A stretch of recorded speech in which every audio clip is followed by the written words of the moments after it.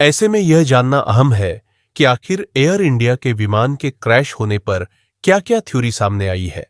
क्या सही ऊंचाई तक नहीं पहुंच पाया? विमान थ्रस्टर्स नहीं कर रहे थे काम?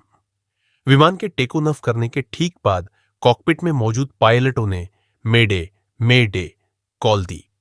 भारत के उड्डयन नियामक डीजीसीए के मुताबिक इस मेडे कॉल के बाद एयरक्राफ्ट से और कोई प्रतिक्रिया नहीं आई। यह साफ नहीं है कि आखिर मेडे कॉल क्यों दी गई। इस बीच हादसे में इकलौते बचे शख्स रमेश विश्वास कुमार ने कहा है कि विमान ऊंचाई तक पहुंचने में मुश्किल का सामना कर रहा था। इसी दौरान उन्होंने एक जबरदस्त धमाका सुना। टेक ऑफ के बाद विमान 625 फीट यानी 190 मीटर ऊंचाई तक गया। इसके बाद यह लगातार नीचे जाता दिखा और इसके बाद पेड़ और इमारतों के बीच गिर गया। इसके बाद विमान को आग के गोले में बदलता देखा गया।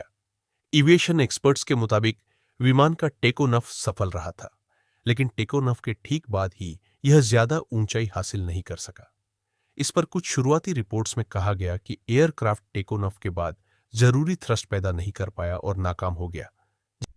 विमान के दोनों इंजन का पावर लॉस प्लेन क्रैश होने का एक कारण हो सकता है।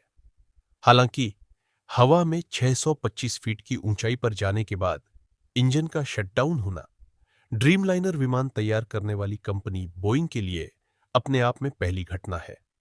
दरअसल विमान के दो इंजन अलग अलग स्वतंत्र यूनिट होते हैं। ऐसे में अगर एक इंजन में कोई तकनीकी दिक्कत आती है तो दूसरा इंजन आसानी से विमान के लोड को संभालकर इसे सुरक्षित लैंड करा सकता है। मौसम जनित परिस्थितियों से हुआ हादसा। ऐसी अटकलें भी लगाई जा रही है कि गुजरात में मौसम किसी तरह से इस घटना के लिए जिम्मेदार हो सकता है। दरअसल गुजरात के अहमदाबाद में तापमान 40 डिग्री सेल्सियस के करीब पहुंच रहा है।